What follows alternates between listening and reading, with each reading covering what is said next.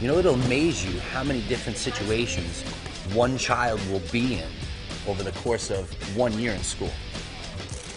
And he needs to call upon that courage, and he needs to call upon that confidence on a daily basis. And if you don't have it, it's going to be very, very difficult to get to where you need to be in life. One of the most important things to remember about bullying is that there are different levels of bullying. And people think that they're going to come to a martial arts school and they're going to learn how to fight, and then we're going to go out and fight bullies. But that's not how it works. A bully doesn't start with physical violence. They don't just come after you and attack you. So what I do is I take a student and I do teach them how to fight. I teach them how to kickbox. I teach them how to grapple, which is defending themselves on the ground. So then they know they have the confidence that if it ever did get to that level, I'd be able to keep myself safe.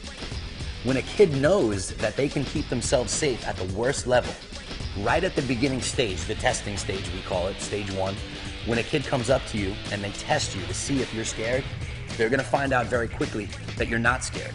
And when you throw your shoulders back and you look at someone in the eyes and you tell them, say, hey, don't call me that name. I don't like when people talk to me that way.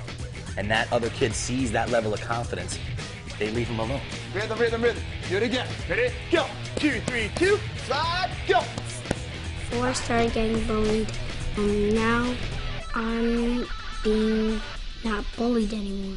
Most of my kids don't ever have to get to the point where they actually use the physical knowledge that I've given them on another person. We don't ever want it to get to that point. We want them to be able to stop it right at the beginning, stage 1 we call it. If a parent were to come to me and say, you know, aren't you worried about your children getting hurt? Are you teaching them to fight? Are you teaching them to be aggressive? I think I would tell them a couple things. First of all, one of the things that's stressed a lot here is discipline. It's not go out on the mat and hit each other, or even when you are in a sparring situation, it's not go crazy and do whatever you want. There are rules. Same type of game that we just played with the jab, just now you use your cross, okay? I used to get in fights in school, and that didn't go over well with my teachers at all.